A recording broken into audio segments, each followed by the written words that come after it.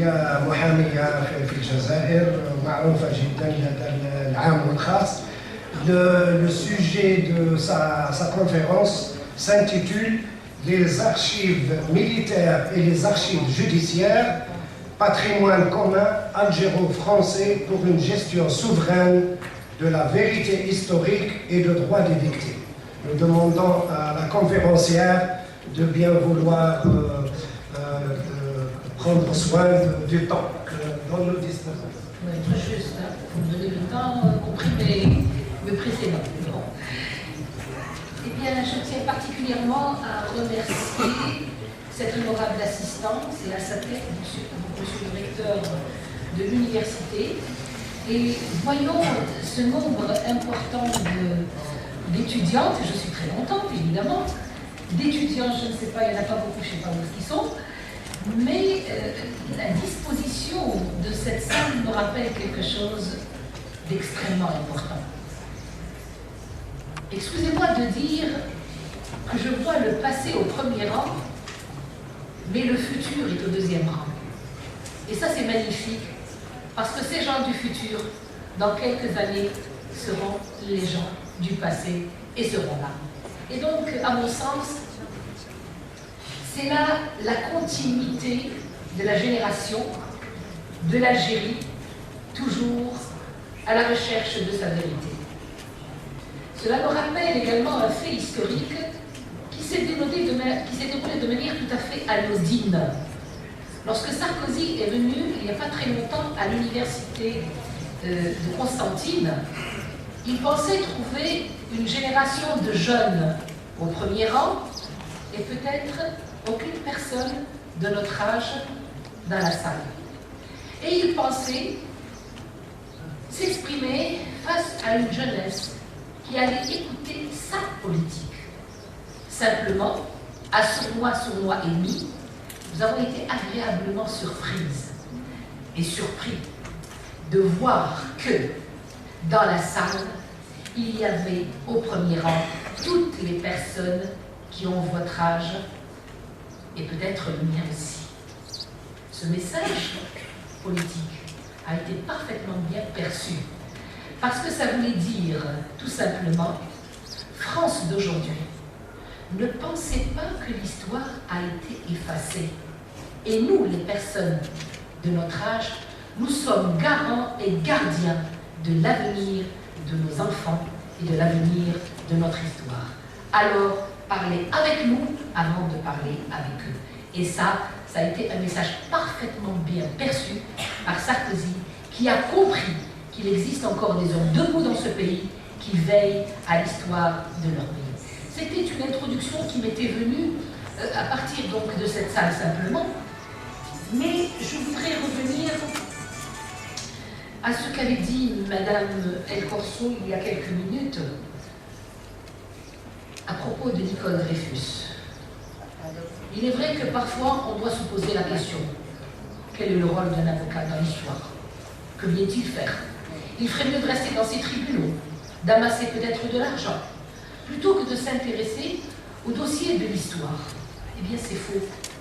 Car je pense que le rôle des avocats a été extrêmement important dans l'histoire de l'Algérie coloniale. Je fais référence à un grand procès qui s'appelle le procès des Cheikhs et qui s'est déroulé en 1871. Un procès où il y a eu les premières grandes condamnations des Algériens, Cheikh El-Haddad et tous les autres qui ont fini par être déportés en Nouvelle-Calédonie. Et là, nous avions eu à l'époque un avocat français qui avait fait un mémoire de défense pour soutenir la thèse de ses clients qui revendiquaient leur liberté, qui faisait 237 pages. Donc un véritable livre, document justement, que je suis en train de rechercher et que j'ai toutes les difficultés à recevoir, bien qu'il existe dans les dossiers des archives judiciaires françaises. Et donc, l'intitulé de mon sujet, c'est les archives militaires et judiciaires. Pourquoi militaires et judiciaires? Je parle de militaire et judiciaire parce que il y a eu des pouvoirs spéciaux qui ont été jugés, qui ont été établis en Algérie. Et en vertu de ça, l'Algérie a connu un tribunal spécial. Un tribunal spécial qui s'appelait le tribunal spécial des forces armées. Et ça a été un véritable tribunal pour broyer les Algériens. Ce tribunal a ordonné plus de 360 condamnations à mort et exécutions à mort, plus exactement. Ça a été des milliers, mais il y a eu plus de 360 exécutions à mort par la guillotine.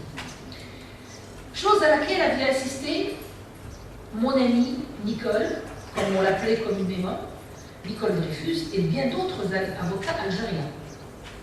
Je suis d'accord avec mon confrère Maître Chiri quand il dit qu'il n'y avait pas que des Français. Il y avait une poignée de Français, c'est vrai, mais il y avait beaucoup d'Algériens qui étaient désignés par le FLN et qui avaient pour mission de défendre les détenus algériens.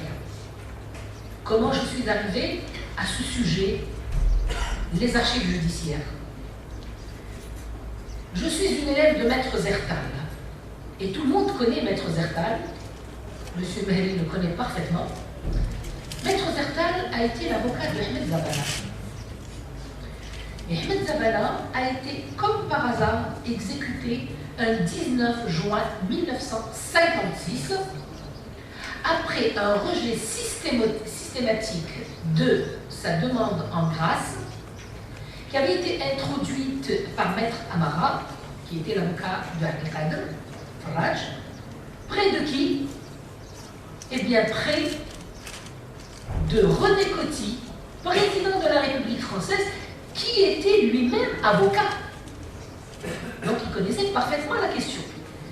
Et donc, à partir de là, je me suis intéressée, comme par hasard, au cas du premier guillotiné à mort. Exécuté plutôt par la guillotine, condamné à mort, exécuté par la guillotine. J'ai été surprise. Je suis restée plus de 20 ans dans le cabinet de Maître Zertal. Maître Zertal n'a jamais voulu parler du cas de Ahmed Zabala. Et comme je suis quelqu'un qui, lorsque je tiens, je ne lâche plus, pendant 20 ans, j'ai tenu à connaître le secret de cette affaire. Et là, on a découvert que Ahmed Zabala avait subi la peine de mort, non pas comme le disait le procès verbal d'exécution signé par le greffier en chef et par l'exécuteur des sentences criminelles, c'est-à-dire le bourreau, non pas en 3 minutes, mais sa condamnation, mais son exécution a pris beaucoup de temps. Savez-vous pourquoi? Eh bien, tout simplement parce que la guillotine est tombée 3 fois sur sa tête et qu'à chaque fois, la guillotine s'arrêtait à 5 cm de la tête. Miracle de Dieu. Dans tout le monde, depuis l'humanité, il y a eu 2 cas. Il y a eu le cas de Ahmed Zabala, qui est mort dans ces circonstances, et il y a eu le cas d'un noir américain condamné à mort et qui a subi donc la chaise électrique et qui n'en est pas mort. À partir de là, je me suis posé une sérieuse question sur la justice coloniale. Et j'ai ouvert ce dossier grâce au témoignage de Maître Zertal et au témoignage de Maître Amara, qui étaient les véritables témoins de cette exécution. La question n'a pas été facile, parce qu'il paraît inconcevable qu'une telle chose se produise. Mais en fait, je les ai, de manière peut-être indirecte, poussés à faire leurs déclarations directement dans des conférences de presse, dans des conférences au Forum du Moudjahid, dans des conférences télévisées, pour permettre d'inscrire pour la première fois ce qu'on appelle l'exaction judiciaire. Parce qu'il y a 2 formes d'exaction. Le 8 mai 45, c'est une série d'exactions. On sort les gens, on les tue, on ne parle plus. Mais lorsque des gens sont c'est en vertu d'un texte de droit et d'un jugement criminel qu'on exécute une sentence criminelle. Et lorsque la guillotine tombe et ne tue pas, en principe, c'est une grâce systématique. Ils ont insisté plusieurs fois, c'est au bout de la 3e fois, que la guillotine est tombée, et selon les déclarations de Maître Zertal, la tête ne s'était pas détachée du corps. C'est-à-dire que cette peau était toujours collée à la tête, au corps de Zabala.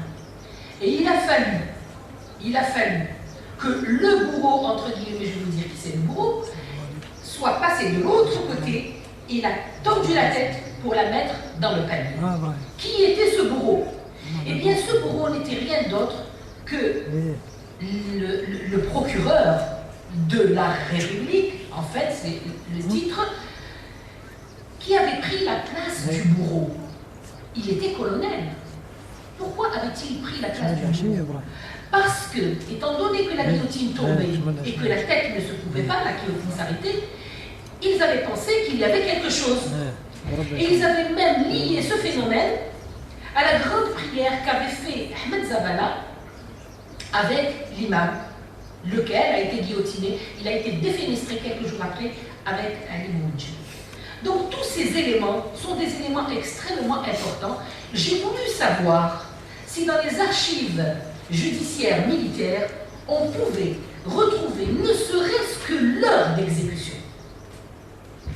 Je suis arrivée, pas par mes moyens personnels, par les moyens de mes confrères français, parce que lorsque j'avais appelé le colonel pour lui dire « Est-ce que je peux avoir le dossier de Ahmed Zabala ?» Ah, il m'a dit « Non, non, non, vous n'avez pas le droit. » J'ai dit « Mais je suis avocat. » Il m'a dit « Mais vous n'étiez pas son avocat, ce qui est juste. On me donne le dossier en principe.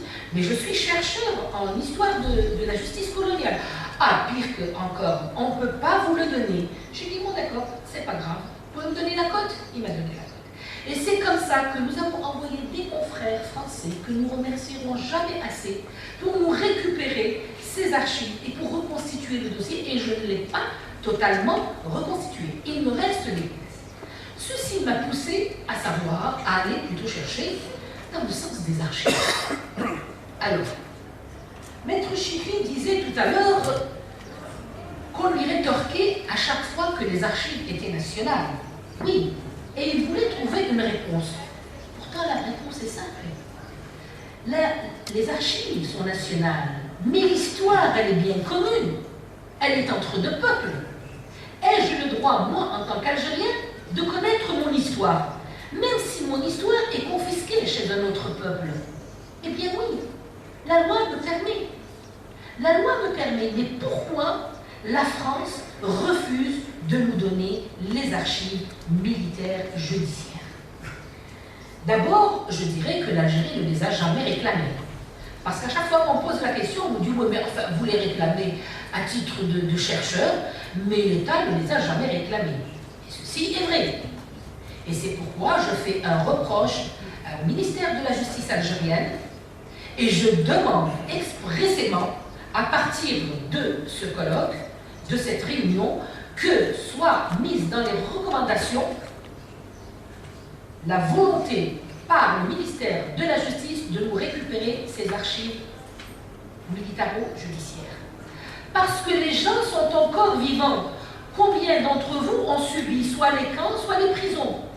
Et pourtant, quand vous allez demander votre jugement, vous donnez un extrait de jugement, c'est-à-dire un papier dans lequel on vous dit condamné tel jour, etc. C'est très insuffisant. Qu'est-ce que vous avez laissé à vos enfants et qu'est-ce que vous allez laisser à vos enfants? Donc le problème des archives est un problème très sérieux. Très sérieux pour être négligé. Et pourquoi très sérieux? Et pourquoi on ne veut pas nous le donner? Je vous demande de garder en tête une année, 1998. Mettons cette date de côté et redescendons un peu dans l'histoire. Je suis allée chercher un peu au-delà. Et je voulais savoir, dans toutes ces archives, pourquoi, par exemple, on ne veut pas me donner l'état civil. On ne donne pas la justice. Pourquoi on ne veut pas me donner l'état civil? Je me suis rendu compte que pour l'état civil, il y a un document d'une très grande importance état des sources relatives à l'Algérie conservées au Centre historique des Archives nationales 1945-1968.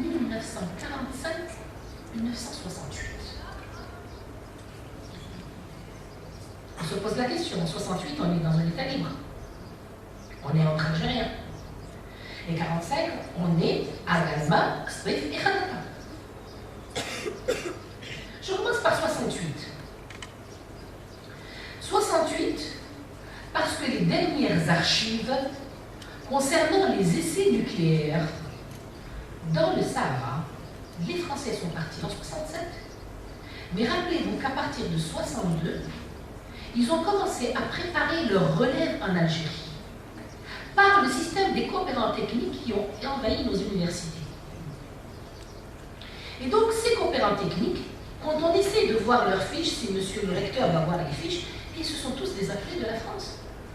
Ils sont venus faire leur service militaire en Algérie. Et ils avaient une mission commandée. Quelle était cette mission? Eh bien, c'était de récupérer les archives après 67.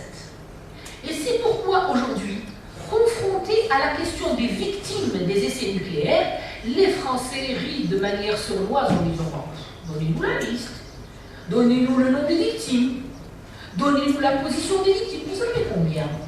Et cette question, je l'ai entendue des dizaines de fois par les journalistes européens, le Nouvel Observateur, je ne sais plus quoi. Tous ceux qui passent chez moi me posent la même question. Je leur réponds, nous l'avons, nous l'aurons, on vous la donnera. Je sais que c'est difficile, mais je sais également que j'ai des moyens pour y arriver. Alors nous avons parlé de 68, parce que c'est la dernière date. Et puis comme par hasard, 1945. Il y a de quoi se poser la question. Pourquoi c'est pas 39? Pourquoi c'est pas 15? Pourquoi c'est pas 40? Pourquoi spécialement 45? Bien, nos recherches nous ont permis d'aller dans la loi et de nous rendre compte qu'à cette même période, la France, plutôt pas à cette période, un peu plus tard, la France avait deux textes. Alors le premier texte, c'est la loi numéro 79 du 18 et du 3 janvier 1979 et le décret 79-1038 du 3 décembre de 1979. 79, on se rappelle bien. Donc l'application n'a été précisée que par la circulaire du Premier ministre du 13 avril 2001. Les dates sont extrêmement importantes. 45-58, c'est une parenthèse. Ensuite, 9 ans après, on se rend compte, on se dit attention, ces Algériens risquent un jour de se réveiller. On les a toujours considérés comme un peuple inférieur, mais on se rend compte qu'ils ne sont pas du tout inférieurs. Ils sont exactement comme nous et parfois certains nous dépassent. Alors comment faire? Et on va leur faire cette loi de 79. Après, il y a eu le problème. 2001. Pourquoi 2001? Pourquoi en 2001, le Premier ministre fait ce texte de loi, le texte d'application, pour être plus opérationnel, pour rendre cette loi plus opérationnelle? Et on s'est rendu compte qu'en 2001, il y a eu un éveil. Je parle des juristes, enfin, je parle du travail que je fais avec mes confrères, des chercheurs en histoire, etc. Et 2001, ça a été un sérieux éveil pour l'Algérie. Parce que, en 1998, je vous ai parlé tout à l'heure de la date de 98, il y a eu ce texte. Quel est ce texte? Ce texte, eh bien, c'est le traité de Rome. C'est, le statut de Rome de la Cour pénale internationale. Sa date, c'est le 17 juillet 1998. Voyons ce que nous apporte ce texte par rapport à nos revendications. De mai 45, de 1830, de 1871, 1845, toutes les revendications. On va essayer de voir ce que nous apporte ce texte. Bien, ce texte va d'abord qualifier les crimes contre l'humanité. Je vais vous les citer. Il instaure le tribunal, la Cour pénale internationale, ça ne m'intéresse pas tellement. Et ça ne nous intéresse pas, nous, en tant qu'Algériens. Ce qu'on retient de ce texte, c'est les crimes contre l'humanité. Quels sont les crimes contre l'humanité? Et voilà, les crimes sont cités. Le crime de génocide. À côté de cela, je pose la question, qu'est-ce qu'un génocide? Et est-ce que le 8 mai 45 est un génocide au nom de la loi? Au nom de leur loi. Mais pour la loi, est-il un génocide? Mais bien sûr, ce n'est pas un génocide.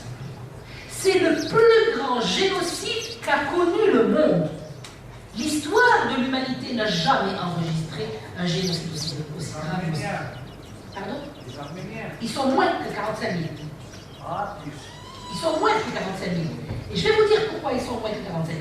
Parce que c'est la France qui est en train de grossir le nombre pour attaquer la Turquie. Donc ça, c'est un contexte politique bien comme il faut. Et je suis chargée avec un groupe d'avocats turcs et égyptiens, libanais, enfin tout un groupe, pour étudier la question. Et nous avons découvert les faux qui est en train de préparer la France pour les Arméniens pour attaquer les Turcs. Donc ça, c'est une autre question. Simplement, je vous réponds à cette question.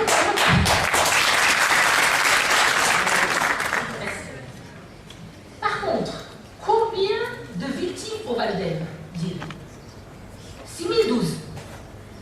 Pour 6012, Qaïmoul Qidana. Pour 45 000, on s'en fiche. Ils ont peut-être raison.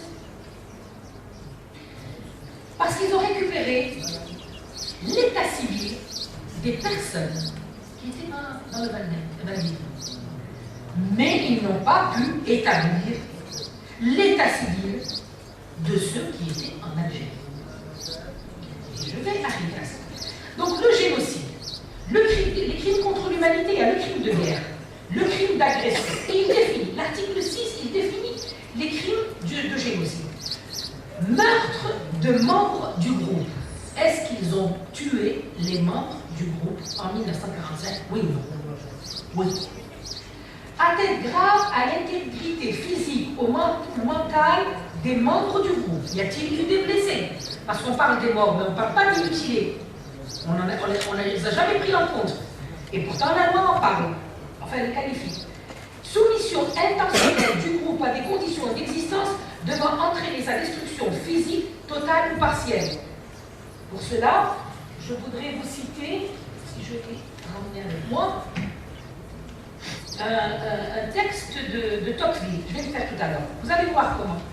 Coloniser, exterminer selon Grand Maison.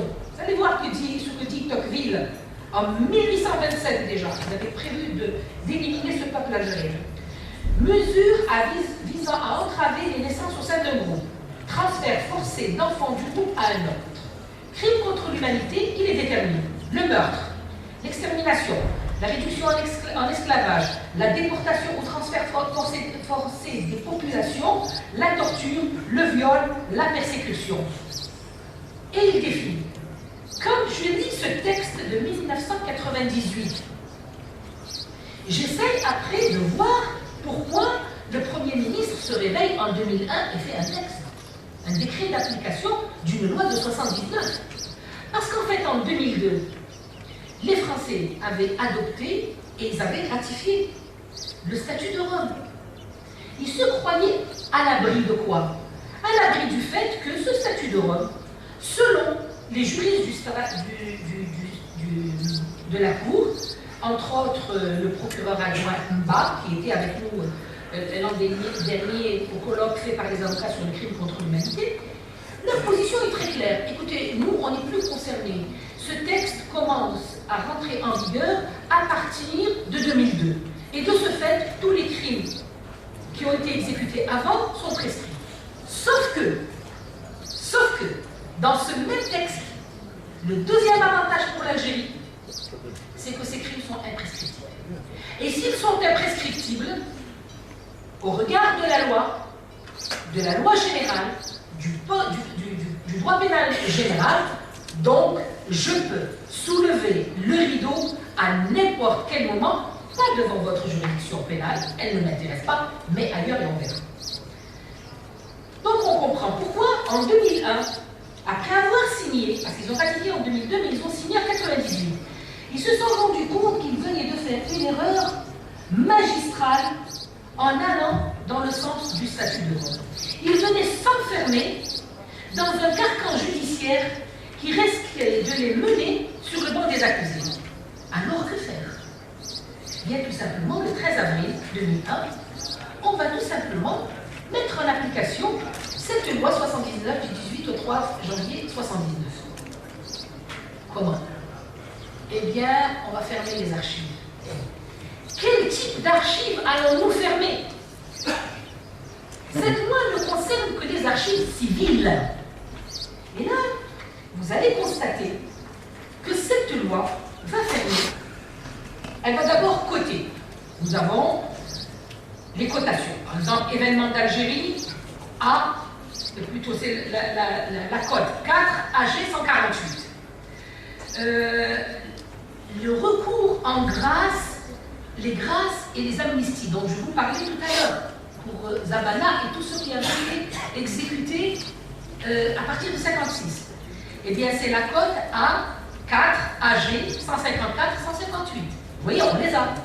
On va, le Conseil supérieur de la magistrature. Je m'arrête aux archives judiciaires simplement parce que vous avez les audiences accordées aux avocats des condamnés à mort, comme vous l'avez dit tout à l'heure, Madame Corso, pour le travail qu'avait fait Nicole Dreyfus, comme vous savez, pour les crimes de condamnation, pour les condamnations à mort, on doit automatiquement disposer, avant l'exécution, du rejet du recours en grâce.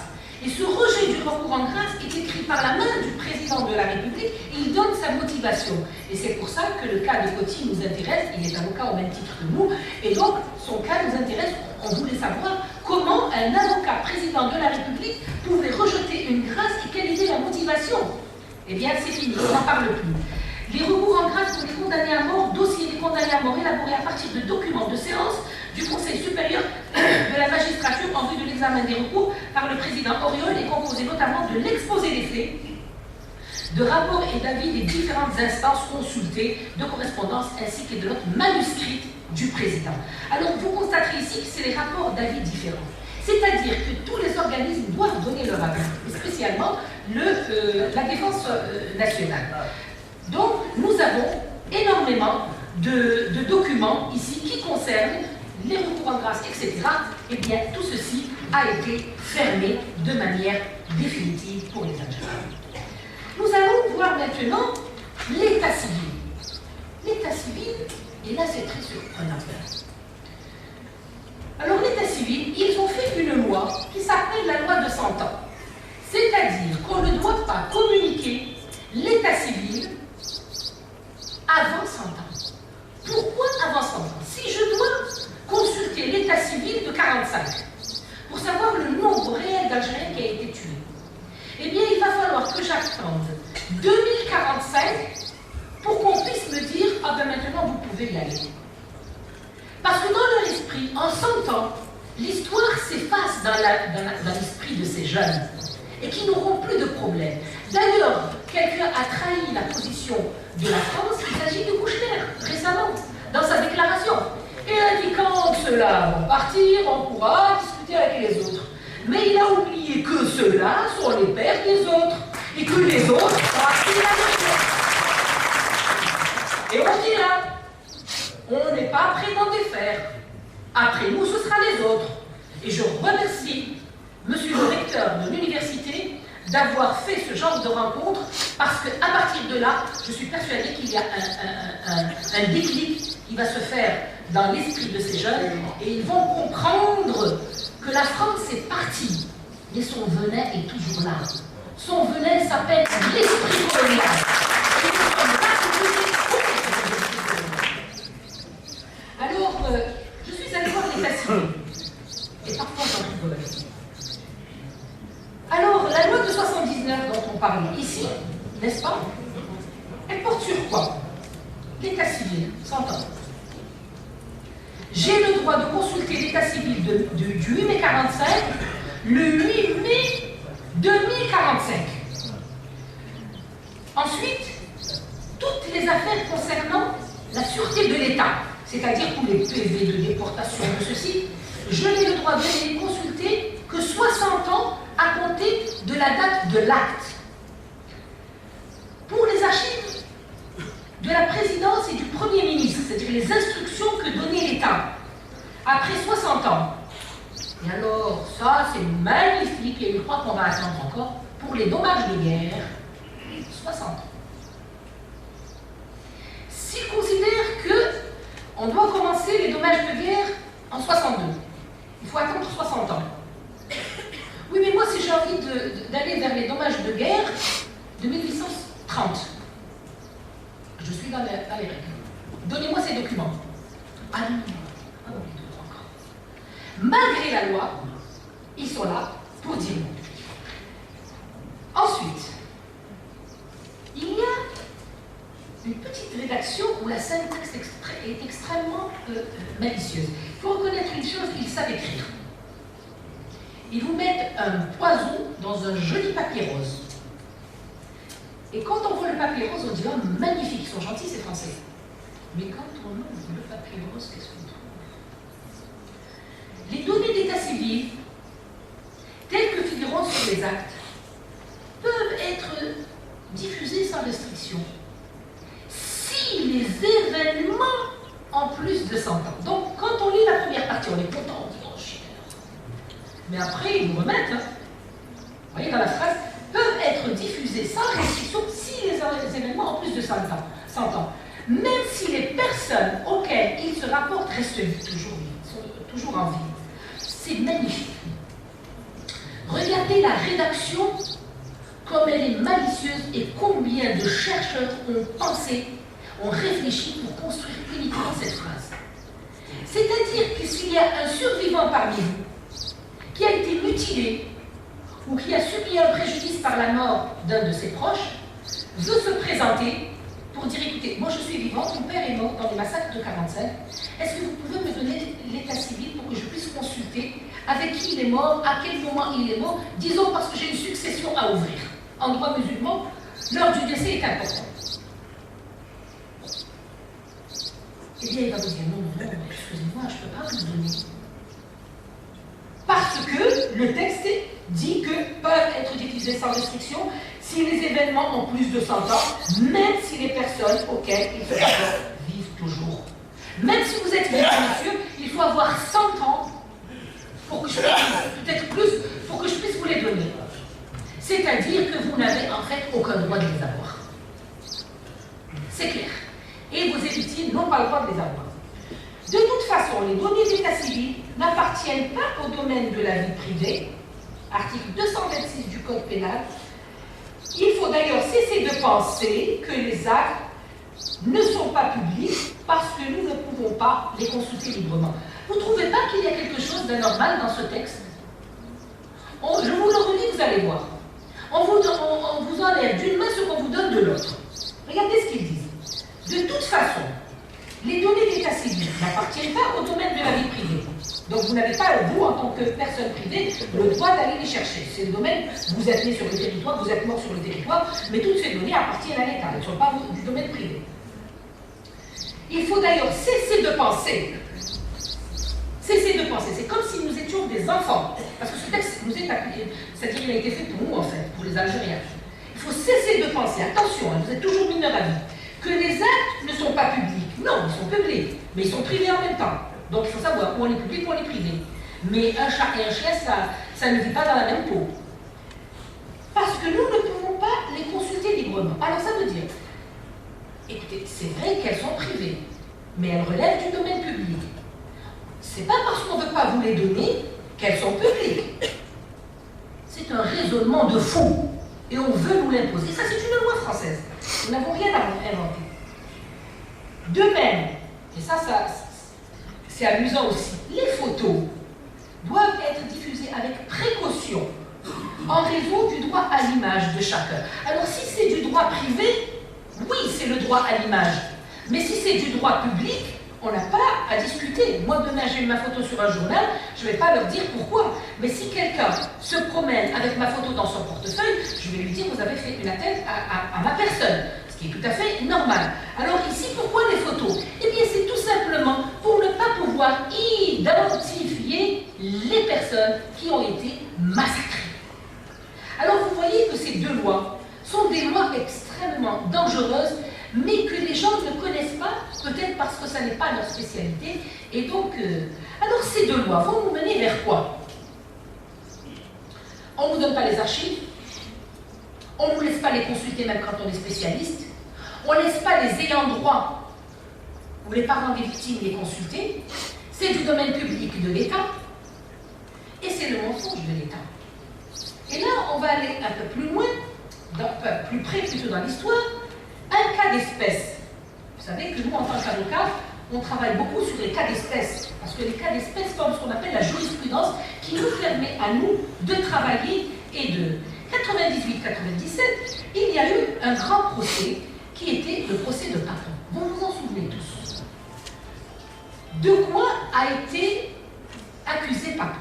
Il a été accusé par les enfants de la Shoah, c'est-à-dire les petits-enfants des Juifs, qui ont réussi à reconstituer l'état civil à travers des petits coupons de la préfecture de police et des services de Papon. Ils ont pu identifier leurs parents, photos et petites cartes que nous voyons tout le temps dans les médias. Et à partir de là, ils se sont groupés en association et ils se sont fait appeler les enfants de la Shoah. Ils ont fait un procès à Papon. Alors, Papon a été jugé pour complicité de crimes contre l'humanité. Retenez le mot complicité. Est venu témoigner quelqu'un qui s'appelle Jean-Luc Elodie, et il avait fait des articles en disant que pour le 17 octobre, il y a eu la même chose. Papon a menti. Et la France a tué des milliers d'Algériens qu'on ne peut pas identifier jusqu'à présent. Qu'est-ce qu'il répond? En ce qui concerne les événements de 60 à 61 à Paris, j'étais ministre et par conséquent, j'assume avec le gouvernement tout entier de Gaulle au dernier secrétaire d'État l'entière responsabilité des événements. Eh bien, cette responsabilité, elle s'applique totalement à De Gaulle et à son staff en Algérie pour les massacres de 1945. Plus loin, quand on a posé la question à Papon, combien d'Algériens ont été tués? Oh, pas beaucoup. 3, au plus 4. Voilà la réponse écrite, figurant dans les procès-verbaux d'audience des tribunaux. Simplement, Jean-Luc Elodie, avant de parler, Jean-Luc Elodie était un peu comme nous, donc on ne lui donnait pas les informations. Il a envoyé d'autres journalistes pour aller dans les services et faire de l'espionnage. Notre travail est un travail d'espionnage pour récupérer les informations. Et là, il revient et dit, mais c'est des milliers d'Algériens qui ont été tués. La Seine était rouge de sang, c'est pas 3 Algériens qui vont rougir la Seine. Et là, il y a eu donc une enquête qui avait été dirigée ou diligentée par Chevènement, et il avait désigné son conseiller d'État, Dieudonné Mandelkern. Vous comprendrez pourquoi Dieudonné Mandelkern était très actif dans cette affaire-là. Il est allé consulter les archives de la préfecture de Paris et du ministère de l'Intérieur. Et il revient avec un rapport accablant, où il dit que c'est des milliers d'Algériens qui ont été tués. Il revient et Chevènement dit, mais qu'est-ce qui se passe? Il y a quelque chose qui ne va pas. Papon dit qu'il y a 3 au plus 4, et celui-ci raconte qu'il y a des milliers. On repose la question à Papon. Je ne sais pas, mais peut-être que les archives ont été mangées par les rats. Voilà la réponse que donne Papon au peuple français face à la Shoah. Ce qui nous intéresse dans le procès de Papon en relation avec ce qui s'est passé en Algérie, en tant qu'avocat, en tant que juriste, c'est que Papon a été condamné pour complicité de crimes contre l'humanité et condamné à 10 années de réclusion criminelle. Ce procès a toute son importance et on doit le saisir pour le cas de l'Algérie. Parce qu'il se dit solidaire avec son gouvernement qu'il a instruit de faire ceci et cela. Donc il a exécuté des mesures présidentielles, gouvernementales, militaires et policières. Si on condamne quelqu'un pour complicité d'un crime contre l'humanité, Cette complicité n'est pas un fait isolé. Elle se rattache, cette complicité, ou ce fait se rattache à quelque chose de principal. Quel est le principal? C'est l'auteur du crime contre l'humanité. Et dans ce cas-là, qui est le criminel contre l'humanité? Eh bien, c'est l'État français. À partir de là, nous avons initié une réflexion avec Nicole, avec d'autres avocats français, avec lesquels nous travaillons beaucoup, qui sont très sympathisants de notre code, de notre combat. Et c'est grâce à eux que nous sommes en train d'avoir des informations comme ce qu'on a obtenu comme information avec mon ami Mansouri à propos des essais nucléaires, avec notre confrère Maître Tessonnière qui était là il y a quelque temps lors du 2e colloque international sur les essais nucléaires. Vous avez vu, alhamdoulilah, où on est arrivé maintenant dans notre combat et c'est pas fini, ça fait que commencer. Donc, si l'État français a initié, a ordonné ces massacres en Algérie, tous ceux qui ont exécuté ces massacres en Algérie deviennent les complices de leur État, comme l'a dit Papon. Et donc nous nous trouvons face à un État criminel. Cet État criminel, eh bien, c'est la France. Et à partir du moment où des crimes ont été commis, où des gens ont perdu leur vie, où des victimes existent jusqu'à ce jour de ces massacres, ne serait-ce que pour les avoir vus, ou les avoir vécus, ou avoir vu un de leurs parents massacré, un de leurs parents massacré dans ces circonstances, eh bien, ils sont en droit, en vertu de la nouvelle science de la victimologie, ils sont en droit de se constituer en association pour demander réparation à la France. Alors, aujourd'hui, nous allons parler de qui? Si on va vers ce texte est limitatif et dans le temps et vis-à-vis des auteurs. Parce que ce texte va juger des personnes. Mais aujourd'hui, pour notre cas, les personnes sont mortes. Quel est notre intérêt, nous, en tant qu'avocats, d'aller juger De Gaulle? D'abord, c'est une prescription parce que l'extinction de l'action publique, c'est fini. Mais quel est notre intérêt? Juger De Gaulle, pour moi, n'est qu'une poignée de poussière pour l'instant. Il est entre les mains de Dieu. C'est un juge suprême de prendre la décision qu'il veut avec lui. Moi, ce qui m'intéresse, c'est l'État criminel qui a condamné par la mort et le sang mon peuple. Et donc, c'est pourquoi la notion de crime d'État est une notion tout à fait nouvelle que nous sommes en train de travailler et nous tenons très très fort parce que nous avons un peu partout des foyers à travers le monde, comme nous avons les Vietnamiens. Dernièrement, nous avons soulevé le problème des crimes contre l'humanité au Maroc. Nous avons soulevé le problème également avec la Libye. Nous avons soulevé le problème avec la Tunisie. Et on est en discussion avec des pays africains également pour faire masse, de telle sorte à ce que la notion de crime d'État soit une notion de droit international. Et à partir de cette notion de crime d'État, eh bien, il faut trouver l'institution qui va juger les crimes d'État. L'institution qui va juger les crimes d'État, c'est les tribunaux spéciaux connaissant des crimes coloniaux. Et c'est pourquoi, aujourd'hui, devant cette loi émanant du peuple, elle n'émane ni des partis politiques, ni du gouvernement. Concernant la criminalisation de la colonisation, cette loi va dans ce sens. C'est-à-dire que maintenant, nous sommes deux adversaires, nous travaillons sur le plan juridique, nous avons notre argumentation juridique qui est très forte, à laquelle la France ne peut pas faire face.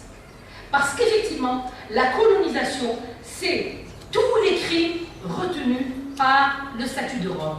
Et la France n'a pas hésité à les exécuter tous sur notre peuple.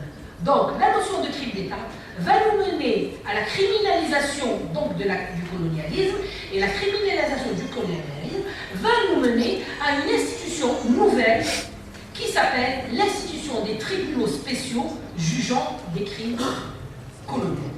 Voilà pourquoi la recherche des archives est extrêmement importante. Moi, je ne m'intéresse pas tellement à la région de Guelma, on faisait du blé, je ne sais plus quoi, c'était une région où il y avait pas de choses. Ça ne m'intéresse pas. Moi, c'est le fait historique qui m'intéresse, c'est le crime contre l'humanité qui m'intéresse, et c'est ce crime que je suis en train de traquer, et c'est ce crime que j'essaye de mettre en exergue pour pouvoir dire que ce peuple a été meurtri et martyrisé, c'est vrai, mais c'est un peuple vivant, c'est une flamme qui ne s'éteindra jamais, et que notre devoir est de connaître notre passé pour nous projeter dans notre futur. Et c'est là le rôle des archives, et c'est pourquoi je recommande que les archives soient retournées en Algérie, non pas les originaux, mais de faire. Faut qu'on se mette d'accord. Parce que les Français ne nous donneront jamais les originaux. Mais avec tous les moyens techniques aujourd'hui, on peut faire des duplications, mais qui reflètent le document à l'exactitude et nous permettre de construire une histoire et une histoire vraie. Alors si la France souhaite avoir des rapports avec les Algériens et reconstruire ou construire une nouvelle histoire, elle ne doit pas ignorer ou cacher l'histoire de l'Algérie coloniale. Donnez-nous l'Algérie coloniale et on vous donnera la discussion sur l'Algérie de demain. Je vous remercie.